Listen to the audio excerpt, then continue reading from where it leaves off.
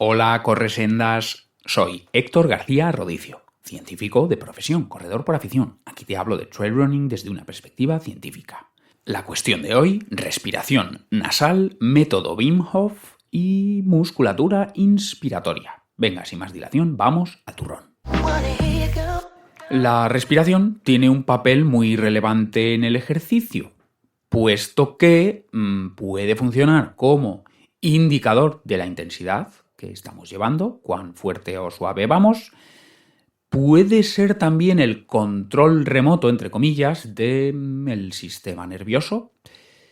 Y puede ser, de hecho, contribuye la respiración o participa en la producción energética, o sea, en llevar este oxígeno a las células musculares cuando estamos corriendo, pero en esa tarea consume también energía. O sea que, como digo, la respiración pues, es muy importante, nos interesa porque funciona de 3, por lo menos, maneras distintas cuando nos ejercitamos. Puede ser indicador de la intensidad que llevamos, más concretamente indicador de carga interna. Puede ser, entre comillas, el control remoto del sistema nervioso y más concretamente nos puede servir para activarnos o relajarnos. Y luego, cuando trabaja, pues consume energía, un porcentaje nada desdeñable. Entonces, nos puede interesar hacer que la musculatura inspiratoria pues, sea más eficiente. Vale, pues el objetivo de hoy es desarrollar pues, estas 3 facetas de la respiración. Respiración como indicador de intensidad, respiración como control remoto del sistema nervioso y respiración como consumidor de energía. Y nos vamos a apoyar en varias fuentes. Respecto a la respiración como indicador de la intensidad, pues vamos a echar un vistazo a alguno de los estudios de Andrea Niccolò, investigador italiano que ha realizado un montón de estudios sobre cómo funciona la respiración, qué núcleos o estructuras cerebrales controlan distintos aspectos de la respiración, qué conexión tiene eso con la percepción de esfuerzo.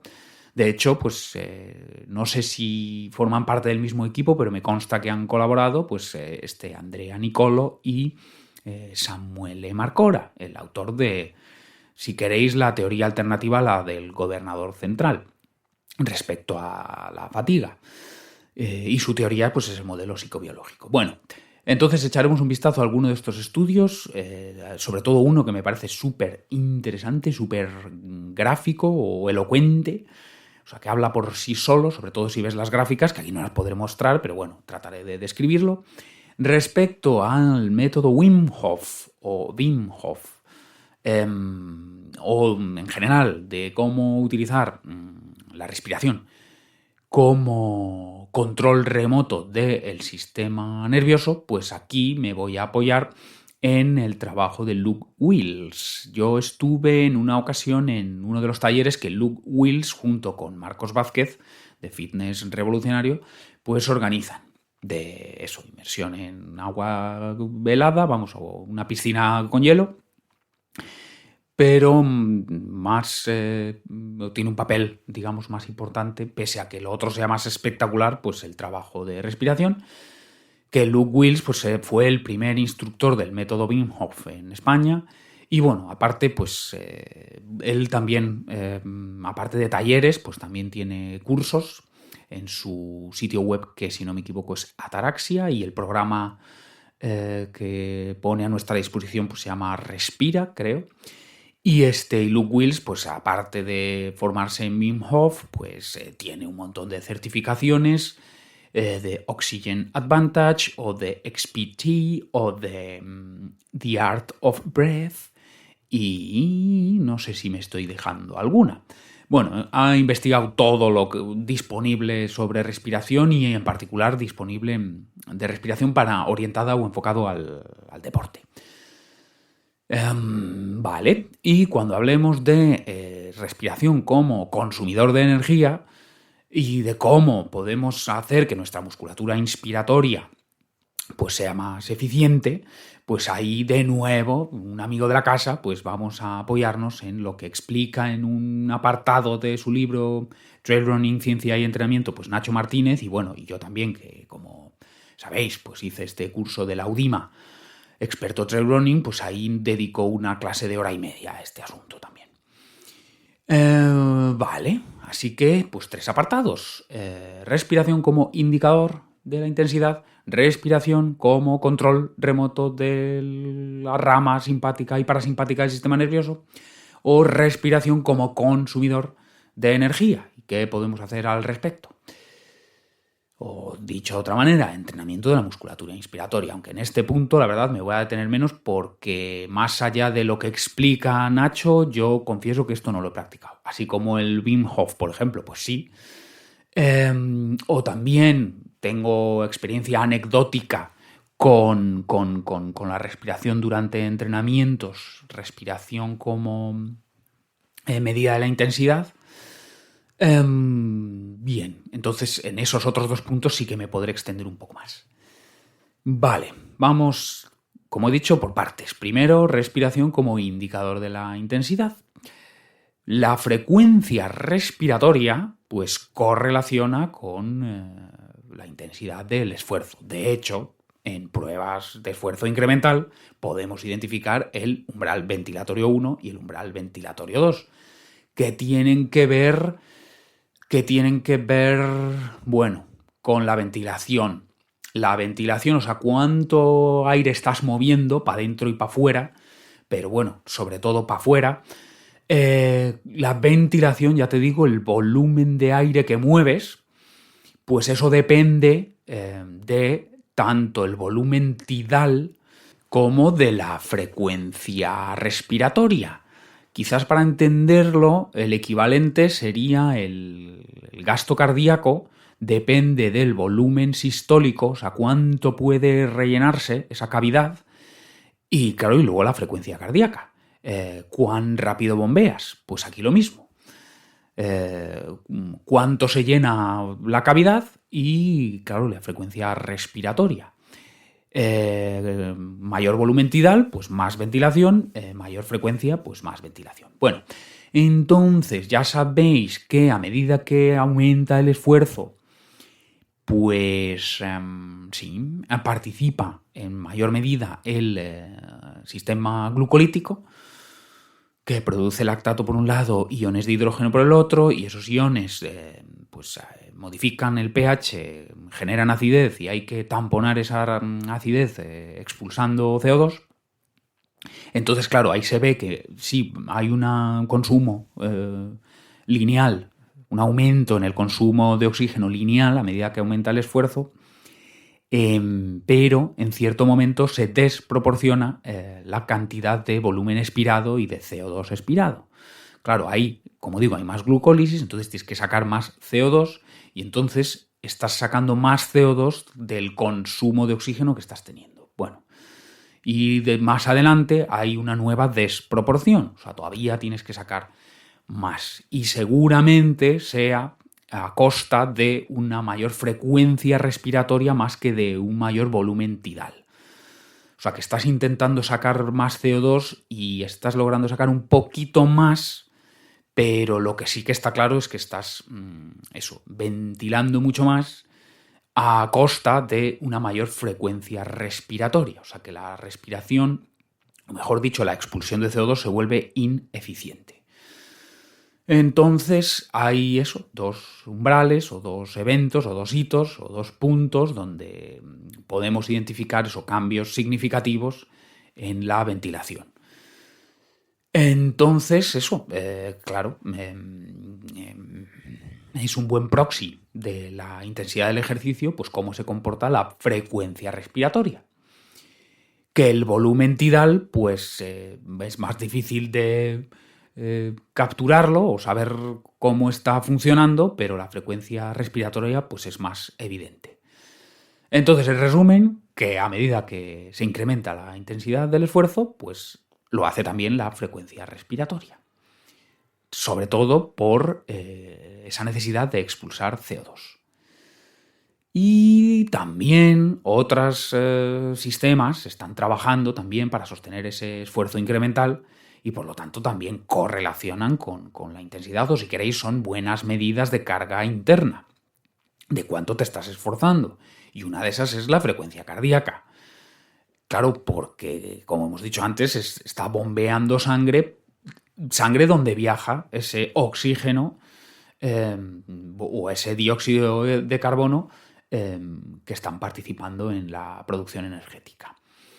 Pero, y aquí es donde acudimos a uno de estos estudios de Andrea Niccolò, pero es mejor indicador, o mejor dicho, hay mucha mayor correlación entre frecuencia respiratoria y carga interna que frecuencia cardíaca y carga interna. ¿Por qué? Pues mira, el estudio es con ciclistas de buen nivel y tienen que hacer bloques de, no sé si eran 10 minutos de 30-30. O sea, 30 segundos fuerte, 30 segundos suave. 30 segundos fuerte, 30 segundos suave.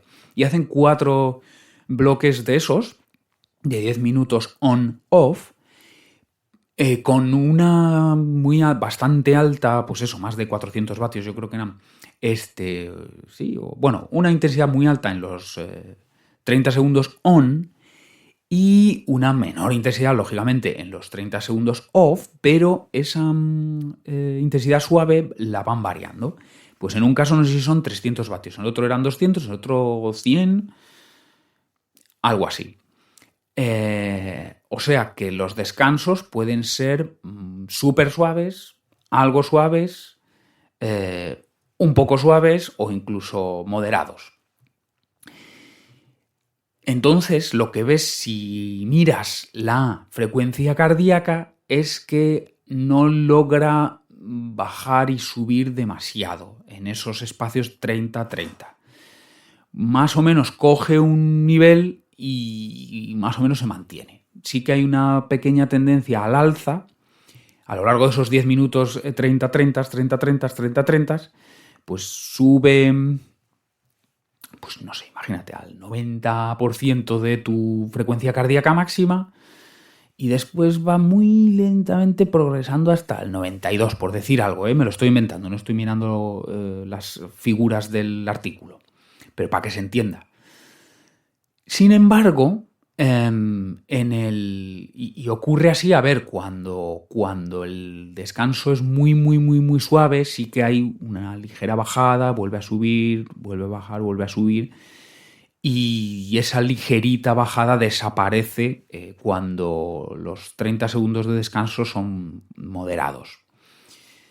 Entonces, lo máximo que puedes conseguir es como un pequeñito serrucho, un serruchito, y en otros casos pues incluso se va desvaneciendo esos piquitos y vallecitos y es casi, ya digo, pues una línea plana y ligeramente ascendente.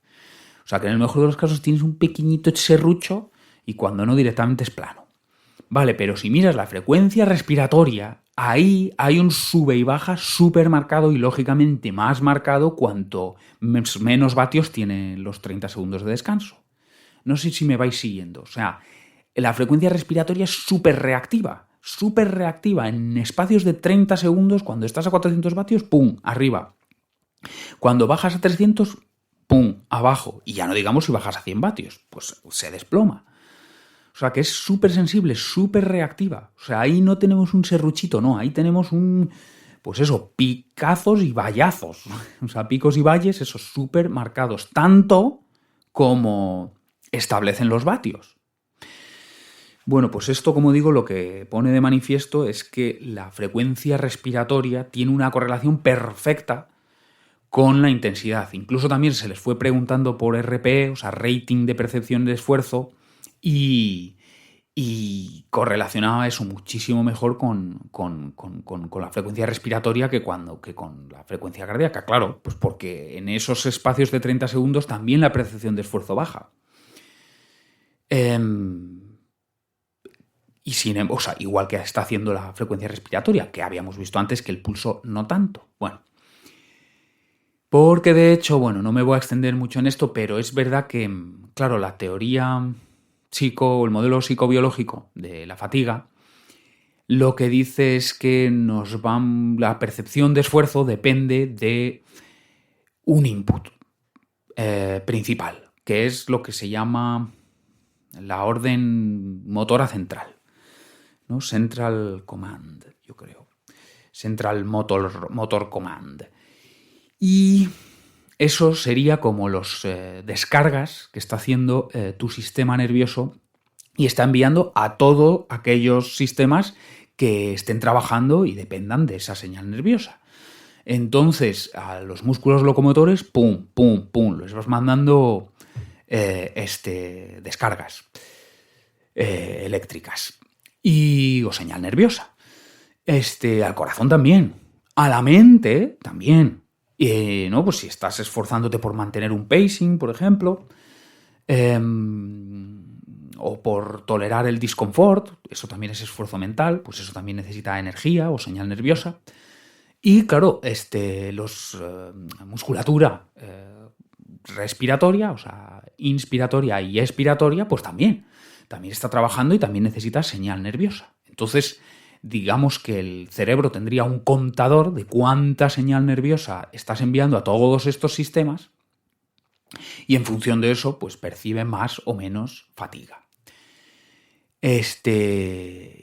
Entonces, pues eso, dentro de todas esas señales, pues parece ser que va dirigida a la musculatura implicada en la respiración, pues digamos que tendría como un papel más relevante. Bueno, entonces, lo que estamos diciendo es que la frecuencia respiratoria es buen indicador de la carga interna, incluso mejor que la frecuencia cardíaca, pero además es que no necesita, que sí que existen, algunos digamos de laboratorio y otros digamos de campo, pero que es que no necesitaríamos gadgets o dispositivos para medir la frecuencia respiratoria.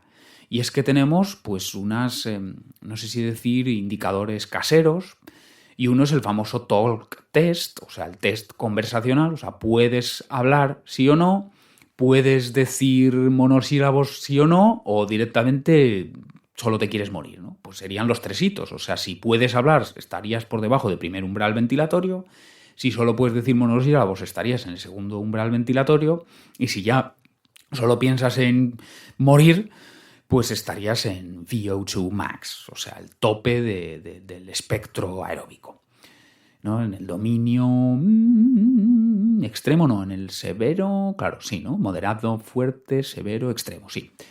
Vale, el severo. Y otro indicador indirecto sería la respiración nasal. O sea, si estás respirando, si puedes sostener el esfuerzo respirando únicamente por la nariz, es probable, no es 100% seguro, pero es probable que estés por debajo de primer umbral.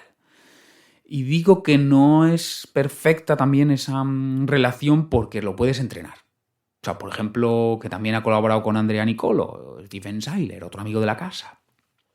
Pues sí que hizo este experimento de entrenarse respirando únicamente por la nariz y descubrió que con el tiempo podía estar a una potencia mayor que la potencia asociada a primer umbral respirando únicamente por la nariz. O sea que con entrenamiento podríamos ya estar a intensidades muy altas respirando solo por la nariz. De ahí que no haya una relación perfecta entre respiración nasal y primer umbral. Pero para el común de los mortales, pues seguramente si llevas una intensidad que puedes mantener respirando únicamente, inspirando, expirando únicamente por la nariz, seguro, bueno, es probable que estés por debajo de primer umbral.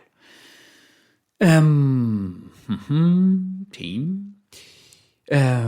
O quizá, o si no, inspirando y expirando, pero por lo menos inspirando, aunque luego expires por la boca.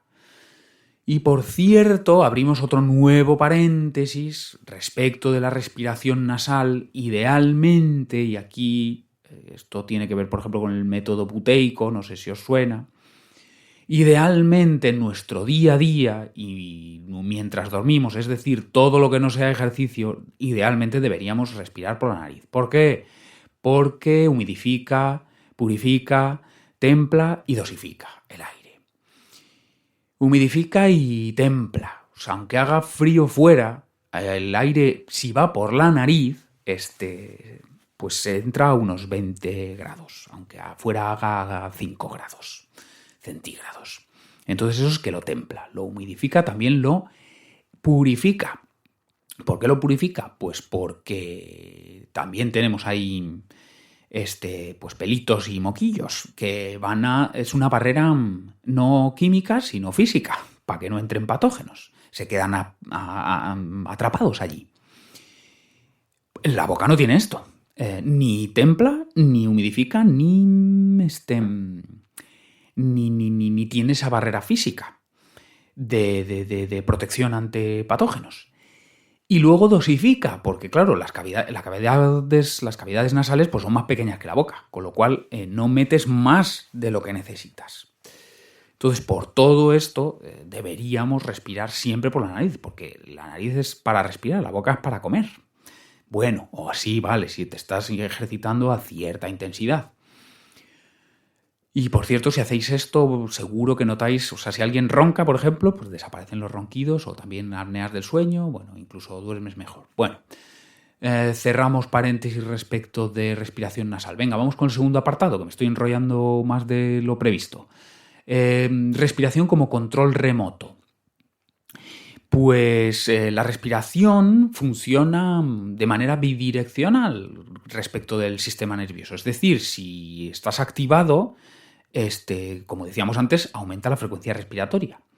Pero es que manipulando la respiración también puedes alterar el estado del sistema nervioso. Como he dicho, pues relación bidireccional. Bien, entonces hay un par de aspectos o de parámetros que funcionarían eso para modificar o alterar el estado del sistema nervioso.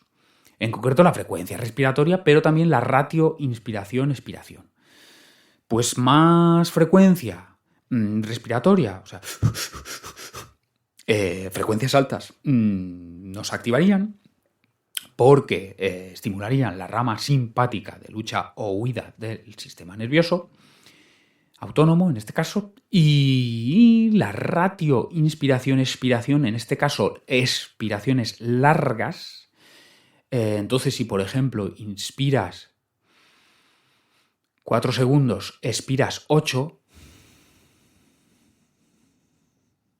pues ahí hay una ratio 1-2, o sea, es el doble de larga la expiración respecto de la inspiración, pues ahí estimularías la rama parasimpática, la de rest and digest, o sea, la de descanso y recuperación del sistema nervioso autónomo. Entonces hay un montón de técnicas, pues bueno, simplemente por ejemplo eso, o sea, 4 segundos inspirar, 8 segundos expirar, eso serviría para relajarnos.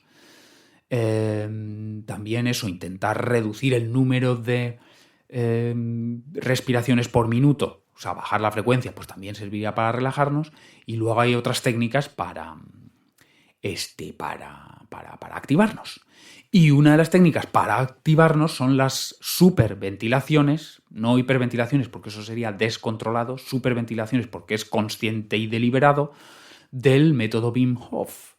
Entonces, el método Wim Hof, no sé si os suena, pues eso, es el hombre de hielo, bueno, tiene también múltiples récords Guinness, este hombre, eso, de origen neerlandés, y que no sé en qué trabajaba, pero vamos, creo que no se dedicaba a esto, pero vamos, descubrió, pues estudiando en técnicas orientales y con los yogis y en la India y qué sé yo, y en el Tíbet y bla, bla, bla, y luego por casualidad no sé qué en contacto tuvo metiéndose en los canales de Ámsterdam en pleno invierno con el frío, no sé qué, bueno, ya desarrolla un método que supuestamente tiene 3 o 4 pilares, pero bueno, que al final es tanto la respiración por un lado como la exposición al frío por el otro. Bueno, la cosa... que ya digo que esto sí que debe de tener origen en técnicas yogis, o sea, del yoga, o de otras prácticas orientales milenarias, ancestrales, pero bueno, él lo ha empaquetado, si queréis, y lo ha hecho pues más simple. Y esto es lo que divulga Luke Wills y que yo practiqué en un taller. Y luego, bueno, por mi cuenta también he hecho algún experimentillo. Que por cierto, mira, mañana tengo carrera y venga, hace tiempo que no lo aplico, pues mañana a ver si me acuerdo y lo pongo en práctica. Bueno, las superventilaciones, si recuerdo bien, eran unos 30 inspirar y expirar muy fuerte y muy rápido. O sea, perdón, no sé, espero que el audio no os haya dejado sordos. Bueno, o sea, eso muy frecuente y así 30 veces y después lo sacas todo y haces una apnea. Pues lo que aguantes. Y haces 3 ciclos de esto, o sea, 30 inspirar, expirar muy fuerte y rápido. Apnea, eso, 30, apnea, 30, apnea. Bueno, y antes de la apnea, eso, sacas todo. O sea, una expiración lo más larga que puedas. Bueno, ya desde el principio vas a notar cierto mareíto. Y con esto, eso, claro, ¿qué estás haciendo? Estás metiendo mogollón de oxígeno. Y más del que necesitas. Y estás también sacando mucho dióxido de carbono porque de hecho alcaliniza la sangre. O sea, lo contrario a acidez, alcalinidad. Y bueno, esto te sirve, ya digo, para activar. Y yo sí que antiguamente lo hacía antes de las carreras, pero bueno, de un tiempo a esta parte, pues no sé, como que se me ha olvidado. No sé. Y no se recomienda hacer esto, bueno, por ejemplo, si estás conduciendo o en general tampoco más de 3 ciclos. Porque si haces más de 3 ciclos de esto ya entras bueno, literalmente en un estado alterado de conciencia. Entonces, venga, nuevo paréntesis. Pues cuando yo hice el taller que fue yo creo que pre-pandemia, pues eso sería 2019, podría ser. Sí, yo creo, 2018 o 2019. Pues hice el taller y hicimos un primer ronda, eso, de 3 ciclos de estos. Y sí que te deja un poco, no sé, un estado un poco extraño, pero como de claridad mental, como de paz. Eso sí, no sé, como de foco, como de que te limpia la nube mental que puedas tener. Y después, y nos puso así como una música, como de flauta y percusión. Y ahí sí que nos tumbamos y bajaron las luces, o bajaron las persianas para que hubiese pues una luz tenue. Y ahí nos fue guiando Luke. Y ahí sí que hicimos, ya pierdes la cuenta de los ciclos. Bueno, pues aquí me cogí, con perdón, el pedo o el viaje más grande de mi vida junto con cuando tenía 18, 19, 19, 20, 20, 21, 21, en tercer curso de licenciatura era entonces en psicología, en el año 2001. ¿No? A ver, sí, 99, 2000, 2000, 2001, 2002, 2002. En el verano de 2002 me comí unas setas mexicanas, y bueno, tuve un viaje que me duró, bueno, al día siguiente incluso, esto fue por la tarde, me duró horas y horas y horas, e incluso al día siguiente todavía tenía las pupilas dilatadas. Bueno, aquello fue una experiencia potentísima. Bueno, ya sabéis que se está experimentando en adicciones o en depresión y en algunos otros trastornos mentales con drogas psicodélicas. Y ciertos países, pues con mente abierta, pues han eliminado ciertas regulaciones para permitir esto, o sea, con uso terapéutico o uso de investigación, y está habiendo resultados muy interesantes. Bueno, para mí aquello, bueno, fue una experiencia transformadora. Vamos, que de hecho, o sea, si ahora me pusiera a recordar los detalles, es que eso, o sea, podría recordarlo con nitidez y me devolvería un montón de emociones, eso ya digo, muy fuertes. Bueno, pues la única cosa comparable a aquello que viví fue con el Wim Hof pero es que no sé cuántos ciclos hicimos. No sé cuántos ciclos hicimos, pero después, cuando ya estás con el colocón, bueno, claro, el tiempo y el espacio desaparecen, o sea, pierdes toda noción de... Y estuvimos como 1 hora y pico. Bueno, bueno, pues también aquello fue un viaje, bueno, y sobre todo una felicidad y una conexión con el mundo y una conexión con mis perros, que no estaban allí, pero bueno. Brutal, brutal. Bueno, cerramos paréntesis porque este no era el tema, joder. Estamos usando la superventilación del Wim Hof para activarnos. O sea que podemos hacerlo antes de una carrera y mañana, que no se me olvide, lo voy a poner a prueba y ya os cuento. Porque bueno, lo de mañana, venga, un nuevo paréntesis y lo cerramos enseguida, no preocuparse. Mañana tengo test. Es carrera, pero es test. ¿Por qué? Porque va a ser la tercera vez que hago esta subida pedestre a Peñacabarga, que salva 500 y pico positivos en algo menos de 6 kilómetros. O sea, bueno, por redondear, si queréis, 5 kilómetros, 500 positivos, y lo hace por carretera. Por la carretera que sube al Pico Yen, a lo alto del macizo de Peñacabarga, que preside aquí la Bahía de Santander y que, bueno, suele ser una prueba de la Vuelta Ciclista a España, subir este puerto. Entonces, el primer año creo que lo hice en 31 minutos, el segundo año lo hice en 32 y creo que fue un problema mental de no ser capaz de exprimirme en la última parte por no confiar en mí mismo.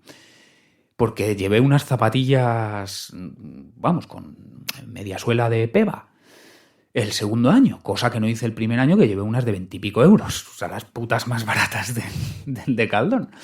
Las otras son también del Decathlon, pero bueno, un poco más alta gama.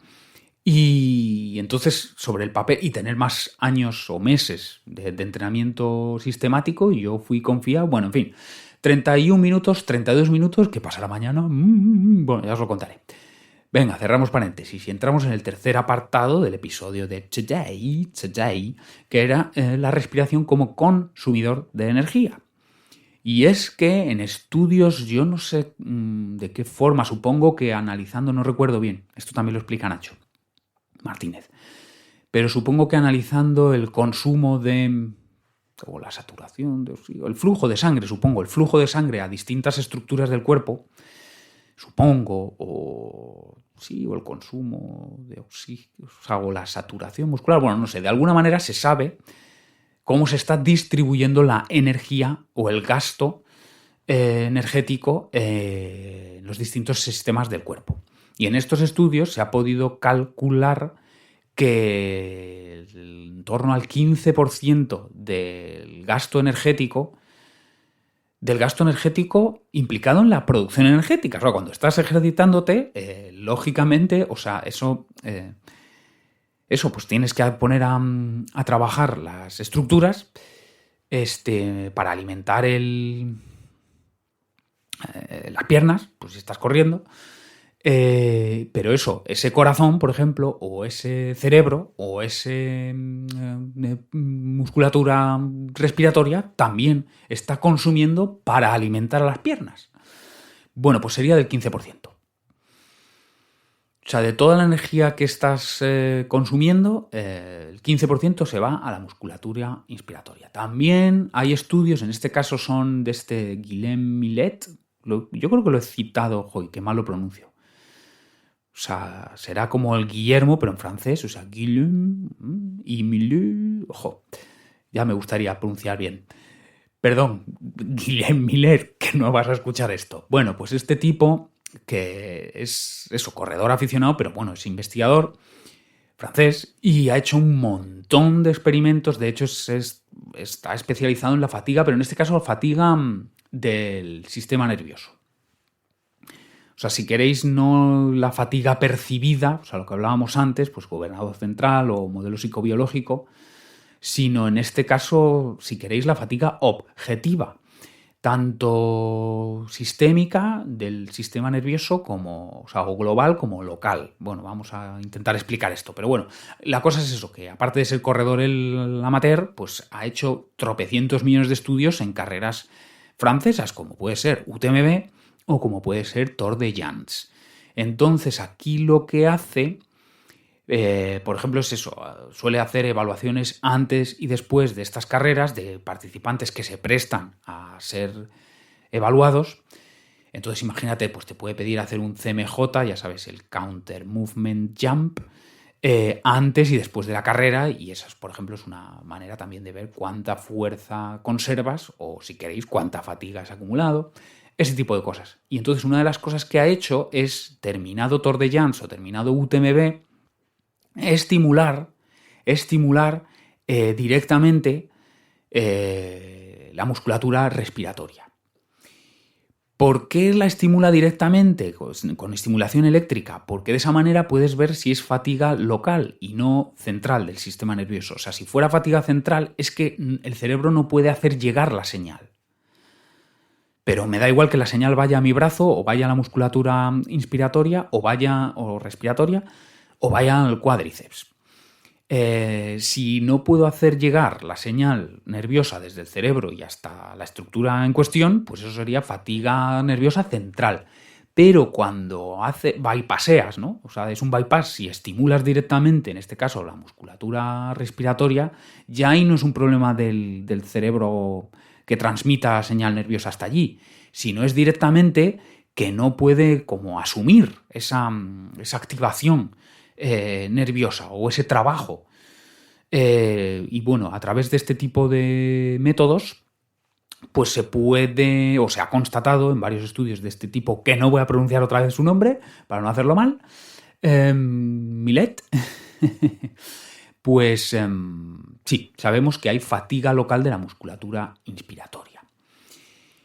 Entonces, claro, la lógica dice que si se lleva un porcentaje relevante del consumo energético, 15%, y si además sabemos que se fatiga, pues si la fortaleces, la lógica, ¿no? La premisa sería, si fortalezco la musculatura, inspiratoria, porque parece ser que la expiratoria, esto también lo explica Nacho, no es tan relevante porque parece ser que hay como también un componente elástico, o sea, igual que en el tendón de Aquiles y el arco plantar, cuando haces contacto se almacena energía elástica que después en la fase de vuelo te devuelve sin coste metabólico, pues parece ser que la expiración tiene algo de esto y la inspiración es lo que más cuesta, lo que más esfuerzo te reclama. O, si queréis, gasto energético te reclama. Bueno, entonces con una musculatura inspiratoria más fuerte, la teoría es que debería ser más eficiente, es decir, que ese 15% pues sea menos del 15% del coste energético total de sostener el esfuerzo, pues que la musculatura inspiratoria necesite menos, porque como es más fuerte, a mismo bombeo, pues le cuesta menos. Sería más eficiente, pero aparte también sería más resistente. Si es más fuerte, o sea, si su punto de partida es más alto, pues después de un Tour de Llans o de un UTMB estará cansado, pero menos, porque partíamos de unos valores frescos, digamos, más altos, ¿no? Entonces, una musculatura más fuerte nos daría más eficiencia y más resistencia a esa fatiga local que a través de esos métodos que antes explicamos, pues se ha constatado. Bueno, pues no solo es la teoría, sino que también hay un puñado de estudios con dispositivos del tipo Power Breathe o AeroFit, creo que se llaman los dos principales del mercado, que lo que hacen estos es resistir, o sea, ofrecer resistencia de manera que tienes que inspirar más fuerte para lograr meter aire. En este caso, mira, retomando antes lo que decíamos de la respiración nasal, en este caso es solo por la boca. No sé si a alguien se le ha ocurrido hacer el equivalente para los orificios nasales. Bueno, entonces es como más o menos, para entender, sería la forma de estos dispositivos, es como esos inhaladores de las personas asmáticas, más o menos algo así, y entonces contienen, ya digo, esa resistencia que te obliga a inspirar todo lo fuerte que puedas para lograr meter el aire, ¿no? Y tienen un reglaje que te permite modular esa resistencia y que sea mayor o menor. Y como dije, aquí no me iba a extender mucho porque sí, lo explica en su libro, lo ha divulgado, también Iván Rodríguez, que también está en el curso este de la UDIMA, pero bueno, que también ya sabéis que Iván Rodríguez pues ha intervenido 2 veces en el podcast de Manu Sola, Rendimiento Evolutivo, o también en el de profe Claudio Nieto. hablando sobre estas cosas. Sí, entonces, tanto Iván como Nacho, pues, bueno, y luego están estos estudios, bueno, y que ellos mismos citan también, han podido comprobar que con estos trabajos de esta inspiración resistida, con aparatos como, por ejemplo, Power Breathe, o ya también eso, creo que es algo más caro, pero también está ese otro, el Aerofit, que no los he probado, la verdad. Pues entonces no solo es algo hipotético, sino que se ha podido observar que una musculatura más fuerte efectivamente es más eficiente y más resistente. Entonces, si a alguien le interesa, por ejemplo, mira, en la revista creo que se llama Sport Life, esta sí que es un poco como de divulgación de la ciencia del deporte. Yo creo que en Sport Life hay un artículo, y si lo buscáis, de Iván Rodríguez, eso, divulgativo, basado en estudios científicos, pero divulgativo en 4 paginitas, y te da algunas pautas, o sea, algunas orientaciones como del tipo de ejercicios que podrías hacer, o sea, cuántas series y cuántas repeticiones y con qué resistencia, y un par de pinceladas también sobre la programación, o sea, cómo podrías progresar esto, ¿no? O sea, cómo ir aumentando la intensidad o cómo ir aumentando las repeticiones o las series. Ya digo que por ahí está en abierto, vamos. Yo supongo si pones Iván Rodríguez Power Breathe o musculatura inspiratoria, pues te sale el PDF con esas 4 o 5 paginitas con base científica, pero redactado de forma divulgativa. O, bueno, también ya digo, creo que es un apartado supongo que en el entrenamiento de fuerza, pues hay un apartado, o sea, no sé dónde está, pero sí sé que está, el apartado dedicado a la musculatura inspiratoria del libro Trail Running, Ciencia y Entrenamiento, pues de Nacho Martínez. Entonces, si queréis, y bueno, y también ahí estarían también citados los estudios que sirven de fundamento de todo esto. Entonces, si a alguien le interesa ampliar, pues por ahí. Venga, vamos a hacer un recap. Vale, hemos dicho que a medida que aumenta el esfuerzo hay cambios en el patrón respiratorio y en particular en la frecuencia respiratoria, que esto en una prueba con análisis de gases lo vas a ver, y bueno, incluso ahí verías también el volumen tidal, pero sin necesidad de aparataje, pues simplemente con el talk test puedes hablar o no. Puedes decir solamente monosílabos, solo te quieres morir, pues eso correlacionaría con VT1, VT2 y VO2 max. O incluso pues el nose breathing, o sea, respirar por la nariz, no tiene una relación perfecta con el primer umbral, pero es bastante probable que si puedes sostener el esfuerzo respirando únicamente por la nariz, inspirar y expirar, o como mínimo inspirar, aunque luego sueltes por la boca, pues seguramente pues es baja intensidad y por debajo de VT1. Vale, hemos hablado también que no solo indica lo que está pasando en tu cuerpo, sino que incluso puede modificar lo que está pasando en tu cuerpo cuando alteras ciertos parámetros de tu respiración, sobre todo frecuencia, bueno, también hay un tercer parámetro del que no hemos hablado, que son las apneas, pero bueno, sobre todo frecuencia, alta frecuencia, pues sería activación, baja frecuencia, relajación, o la ratio inspiración-expiración. Si las expiraciones son igual que las expiraciones, pues eso también tendría que ver con activación, pero a medida que alargamos las expiraciones, entonces una ratio, por ejemplo, 1-2, inspiración, expiración, pues eso sería relajación. Ya sabéis, activación pues es rama simpática, relajación parasimpática. Y respecto a técnicas concretas de activación, pues están las superventilaciones del Wim Hof. No es recomendable pasar de 3 ciclos porque ya entras en ese viaje psicodélico, pero eso que serían unas 30, inspirar, expirar muy fuerte y rápido, eso, bueno, como he hecho antes, y así, eso, unas 30, y la última expiración, sueltas todo lo que tienes, haces apnea, como te lo pida el cuerpo, y después de 3 ciclos, pues estás, eso, ready para la carrera. Y mañana, que no se me olvide, lo pruebo y os lo comento cuando os comente también este test que tengo mañana. Eso ya sabéis, una subida que hice en 31 minutos, después 32 y vamos a ver qué pasa mañana. Tengo mi estrategia, bueno, ya os lo contaré cuando toque. Y que no se me olvide hacer el Wim Hof, ¿vale? Y en último término, hemos hablado muy poquito, porque de esto no sé más allá de lo que he escuchado a Iván y Nacho. Esto no lo he probado en mis carnes, en primera persona, pues es el tema de la musculatura inspiratoria, que tiene todo el sentido que si se lleva el 15% del coste energético, el gasto energético, durante el ejercicio, y que si se fatiga al terminar el ejercicio o a medida que se prolongan los kilómetros, pues tiene toda la lógica que una musculatura más fuerte sea más eficiente y sea más resistente. Y no solo tiene lógica, sino que hay estudios, o bueno, luego también, claro, los y las deportistas de Nacho y de Iván. Vale, pues con esto podemos cerrar, venga.